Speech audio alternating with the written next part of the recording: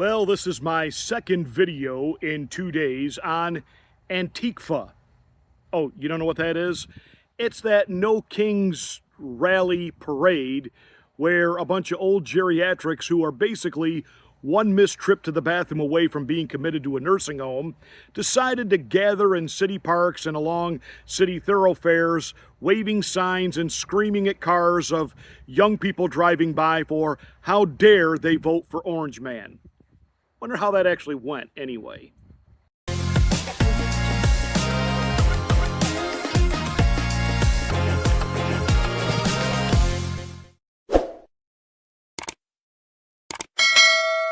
Hi, I'm Pastor Marty, and this is the Afternoon Drive. Please make sure that you're subscribed to the channel. Once you are, smack the bell, click the word all. That'll give you notification of my rants, my ravings, my undeniably flawless reasonings. Hey, please like and share these videos.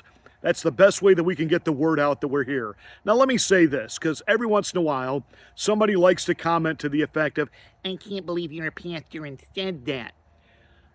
I have been doing this since I did talk radio in Orlando, Florida.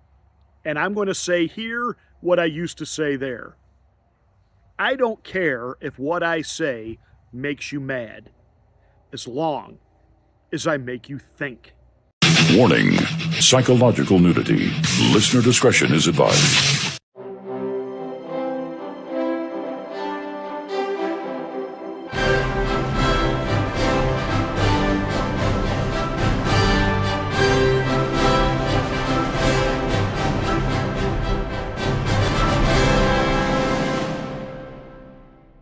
For those of you that might be wondering, is this guy really a pastor? Why don't you come pay us a visit the next time you're in Macon, Georgia?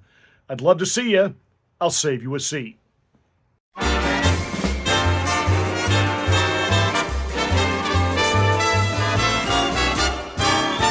Now, some of this No Kings protest is what they want to call it. It really wasn't, and we'll get into that in just a moment, was just an absolute ridiculous farce. I mean, come on. Some of these people were dressed up like Barney the dinosaur. They were dressed up like Baby Trump. They were best dressed up like Pokemon characters. And then they were doing, you know, what is it with these old leftists from the 60s who like to sing and they want to dance? And the only young people that can get to do this with them are, you know, overweight trans people who will not be body shamed. You know, and they're standing up there and they're doing like a combination twist, disco, and a hula dance, and can't understand why they get unmercifully mocked for that online, and that other young people going by just take a look at that, cringe, and say, yeah, hard pass. Now, some of these people, I think, are still trying to relive the whole Selma Civil Rights March, which really did lead to change in the country that was much needed. And they're trying to recapture some of those glory days. Others of them, they were kids at the time, so they didn't get to participate, and they're feeling left out, and so this is their honorable mention. You know, I saw one guy with his Vietnam hat on, and again, my hat's off to anyone that served in the U.S. military, but he was wearing a t-shirt that said 8647. Gee, a little statement we got from James Comey, who doesn't really know what that means. The guy was the former head of the FBI, doesn't know what to 86 someone means. So someone there doing a video of who was gathering at these No Kings rallies asked this old Vietnam vet, what does 8647 means? It says, means kill 47. Well, who's 47? The guy in the White House.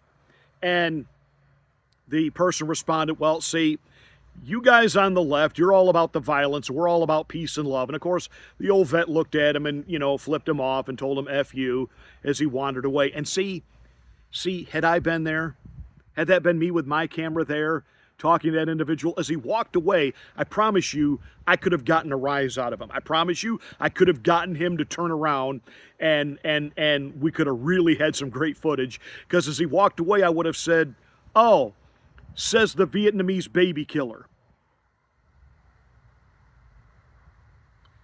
So they had an Antifa rally where they were protesting, but it wasn't really a protest. And Jimmy Dore really made an excellent point about this. She went to the No Kings thing, and she brought a crown with her. And I like what Bad Hombre says. Bad Hombre says she's 86. She's been in Congress for 37 years. Made over $200 million. Oh, my. That's disgusting. While in office. And she's filed to run for re-election in 2026. But she's against kings. She puts no crown, no kings. Okay. But here's what. Tear up the crown. Whoa! About nothing. We don't have a king in this country. Trump's not a king, which is the Democrats are checking the power of him and the Republicans right now by shutting the government down. This is all made up, and again, it is a protest without a demand, which means it's not a protest; it's a parade. The new king parade. It's not a parade. It's Why not a protest. parade? There's no. They weren't protesting anything except we don't like Trump. Shut up. Speaker Mike Johnson said today in a press conference that what the Democrats are really doing now is abundantly clear. They have purposely done everything that they could to keep the government shut down through this past weekend. They did it for two reasons. They're trying to inflict pain and misery on the American people by, drying up the resources. They're big mad that Donald Trump is actually continuing to govern, and he's gutting departments he's always wanted to gut, and this shutdown gives him the constitutional authority to do that. So all kinds of leftists and left loons and special left-wing cause groups and organizations and funded government entities and programs are now no more. They've just been fired and defunded and done away with. But Speaker Johnson brought up the fact that the Democrats wanted it to go this long because they were trying to use the No Kings rally as a way to galvanize their base to stand up against Trump. But again, they had no message. Okay, you want America's attention. What do you want? You think he's going to resign? Do you want the American people to rise up and take to the streets? Wait. I thought you people were the people of peace. But as one conservative blogger found out, no, they are not people of peace. Whatever his name was? Charlie Kirk, ma'am? Yeah, him is horrible. Horrible. Charlie Kirk is horrible? Yes, I'm glad he's not here. You're glad he's dead? Yes. Why would you say something like that, ma'am? Because he was horrible on the campuses, the college campuses. Horrible person. You know what? I do the exact same thing. Well, would so you be sorry. glad if I would die? Maybe. I'd have to think about it. What, if she would die? I don't know. Excuse me? No, I don't know you, but I didn't know him either. But he was not a good person. He would go to college campuses. And he would why do go you to think he got shot? Because he wasn't a good person. I do the exact same thing that he does. Well, that's what I you're believe, doing right actually, now, too. I believe, and he is a moderate compared to me. You would be happy if I got shot on a public college campus? Okay, no, baby, no. You have got to watch the things you say, because what you just did, that's disgusting. Don't point your finger. Don't point my finger at her, ma'am. You have got to watch the things you say. That is awful, ma'am. And I don't believe that you actually mean that. I think your feelings are heightened right now. I don't mean it, but he was a horrible person. Just How is he a horrible person? because what he was doing to our students, what he was promoting, was horrible. What was he promoting? Right. Yeah, I'm done with you. What was he promoting, ma'am? Be done with her. She's pointing her finger in your face. And Yes, you're a horrible person yourself. And point your finger in my face and coming to this peaceful demonstration. Take your mic. Why would and where put we it want in my everyone dead. face. Go down the road here. I am utterly speechless right now. Let this be proof right now. These people are not peaceful. Just because they're not actually committing physical acts of violence right now, they would celebrate if you died.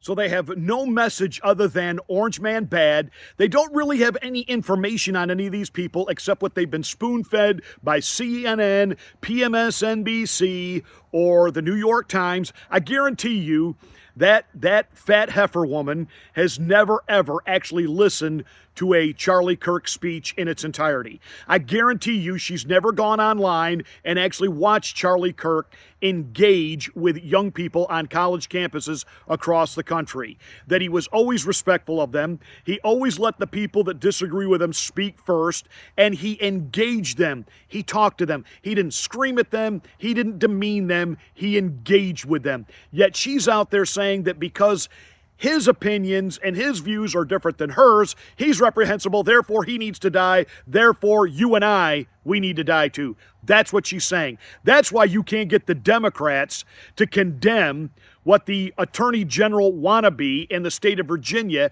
had to say about his Republican colleague. Do you need a reminder? Jones. 3 people, 2 bullets. Gilbert, Hitler, Pol Pot. Gilbert gets 2 bullets to the head. Spoiler, put Gilbert in the crew with the 2 worst people you know, and he receives both bullets every time. Colleague. Jay, please stop. Jones. LOL, okay. I mean, do I think Todd and Jennifer are evil and that they're breeding little fascists? Yes. Colleague. You were talking about hoping Jennifer Gilbert's children would die. Jones. Yes, I've told you this before. Only when people feel pain personally do they move on policy. Yes, we can say without a doubt the left wants the right gone, dead. They do. They don't want to engage. They don't want to reason. They don't want to discuss. See, over the past decade or more, the right has worked very hard to hone our message, to articulate, and to be able to talk to and engage with people. The real reason that you are seeing so many men come into, whether you want to call it MAGA, call it the right, the reason that you are seeing minorities come in by the droves, and this has got the Democrats panic-stricken. The reason being is because we are articulating and discussing with people in a way that, other than the fact that generationally they voted Democrat, i.e. black people, because they were misinformed that it was the Democrats who gave them their civil rights, which was a bunch of bullhock. It just happened to be that Johnson was in the White House at that time, and I promise you he was nothing but a foul-mouthed racist from backwater Texas who had absolutely zero use for black people. But politically, he saw the expediency in giving them civil rights and that they would be forever indebted to the Democratic Party. And so LBJ created the brand new plantation for black people, i.e. the Democrat Party. We're going to segregate you. We're going to put you in the urban cities. We're going to put you in the projects and in the parts of town no respectable, i.e. white person is going to want to go, and you people can shoot each other, kill each other. We'll give you plenty of drugs and guns to do that with. And the only thing we need you people for is to come out every 2 to 4 years and vote the way we tell you to vote. And black people have woken up to that, especially because LBJ, he couldn't get civil rights through with the Democratic Party on Capitol Hill. It was the Republicans who voted for civil rights to become the law of the land. By the way, just like it was a Republican when the slaves were set free. So as we began to articulate our message to minority families, minority people, in particular Hispanic people, they began to discover, whoa. We share values. A traditional mother, father. We share those things. We don't think it's a good idea for men to be able to beat up girls and call it sports. We don't think it's a good idea for men to be able to go into our teenage daughters' locker rooms and watch them shower, all in the name of equality. No, we don't think babies ought to be aborted right up to the moment that they're being born, and maybe even just slightly after, because, well, the abortion didn't quite take, and now that this aborted baby has survived, just leave it there, give it no life-saving, rendering help of any kind, and just let it die. And people began to realize the Republicans, we're not the kings. Remember Kamala? They called her queen. When she was running last summer and last fall, she was Queen Kamala. And then you had Drew Barrymore, who did the most cringe moment on television history, having her on her talk show and falling off her couch onto her knees in front of Kamala and grabbing her on her legs and saying, "We need a hug right now. We need you to be our mamala." And what they're really pissed off about is the country rejected mamala. They voted for Trump. And now we have a daddy in the White House, a father, a man who's going to hold the line and say, we're going to have law and order, and we're going to make things work again. But I'm going to leave you with this thought. It's something that I saw on X. I didn't have a chance to produce a graphic for this, but someone wrote this, and I like this. No kings, but you put masks on us. No kings, but you locked us down. No kings, but you fired us for not being vaccinated. No kings, you mandated we have 57 boosters. No kings, but you shut down our family-owned businesses. No kings, you closed churches. No kings, but family members died alone in nursing homes. No kings, but you created hotlines so that you could call in and report your neighbors for violating COVID mandates in their own backyard. No kings, but you mandated 6 feet apart, despite the fact there was no scientific evidence that that bullhawk or mask or anything else did anything to alleviate the issues of COVID. No kings, but no family gatherings over 10 people. And then I love how this X poster wrapped it up.